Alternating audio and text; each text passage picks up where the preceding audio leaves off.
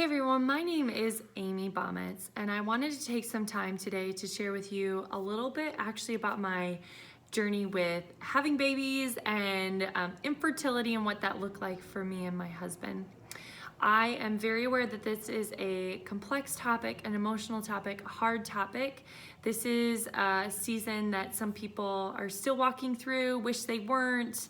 I know it's really tricky. Please know that I share from a place of just wanting to maybe offer some encouragement, offer some tips, or maybe something I share just really resonates with you and you find it helpful in your journey, okay?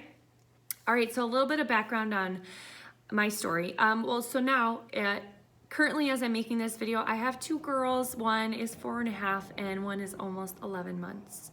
So if we go all the way back, I'm like over 5 years now. Getting pregnant with our first was harder than I anticipated. I think I went in a little bit naive about what it might look like for us.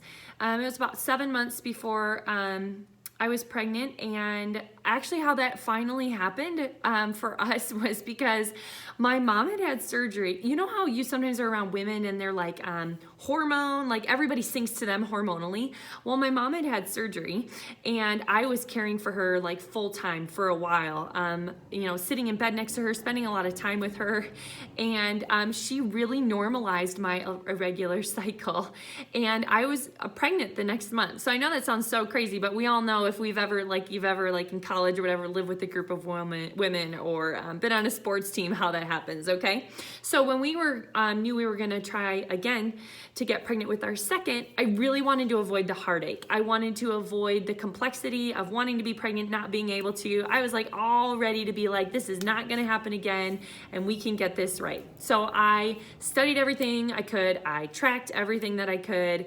And we started walking the same journey of wanting to be pregnant and not being able to get pregnant. And there was a couple different health issues that came up for me. One was some gallbladder issues, and we had to deal with those, and I couldn't really be trying to get pregnant during that. And then, so we kind of put it on hold, and then unexpectedly, I had a miscarriage. I didn't even know that I was pregnant, so that was kind of complex in its own way. And after that, I think I was like, emotionally, I need a break from trying. Then I ended up needing a dental procedure that you shouldn't really be trying to get pregnant while that's going on. So again, just on hold. So we let it go. We were trusting God, and we thought, you know what, maybe we're just a one-kid family, and that's okay. There's beauty in that too.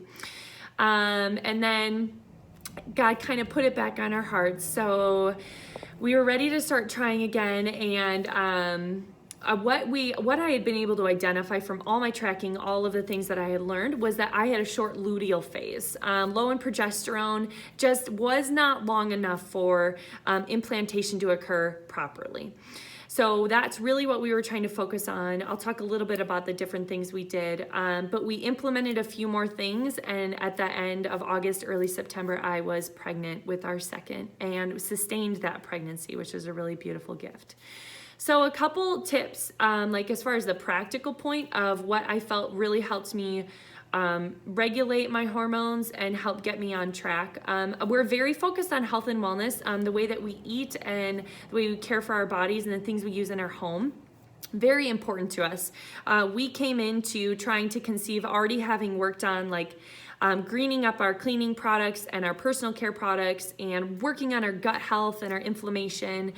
Really doing that. We both did a cleanse beforehand to get, before we were trying to conceive, to get things all straightened out and lay a good foundation. So that's very much, I think those things are really important, and that was a part of our story too. Some of the things that I felt like moved the needle a little bit on getting my progesterone where it should be and lengthening that luteal phase, they didn't make a huge difference, but some difference. Lunaception, you can sleep with the cycles of the moon, basically, is the idea. Google it, it's fascinating. So we used a light in our bedroom, right? You sleep like in pitch black, and then you kind of change the light in your room to mimic like a full moon and to kind of help normalize your cycles, okay? Fascinating. Acupuncture was also really helpful for me in making some really good progress.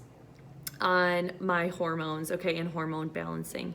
I talked a little bit about the gut health piece of it. I think that was really true. The one thing I want to say is you have to read the book. I'm just gonna say you have to. Taking Charge of Your Fertility. I think it's really important in a time, if you're waiting on a baby, that's a season that can feel very out of control, like there's not much you can do in some ways. And I think it's very important to understand you as your own body, as like, you're the woman here, what's going on. So taking charge of your fertility teaches you how to really track in a beautiful way and understand the ins and outs of what's going on, and is very empowering, I think. I loved what I learned in the foundation of that. And the one book that I did add in that I thought was helpful was The Woman Code, which talked about different types of like body types and kind of where you're at, and that was really helpful for me too. The final piece of things that we really added in and incorporated for us was the use of essential oils. I use them for my stress levels, for our toxic load, for hormone balancing too. A main one for me was cedarwood, but what really made the difference, we were pregnant within a week and a half of implementing. It was a protocol of 11 different oils layered on my spine that my husband did for me every other night. And it helped lengthen that luteal phase, and that baby girl is here now. Like I said, she's 11 months almost. So I hope that's helpful to you. Again, please know that I'm sharing from a space of wanting to encourage you and wanting to maybe give some practical tips too of things that helped us walk through that space that I know isn't an easy space to be in. So if you have questions about that, don't hesitate to reach out. Thanks.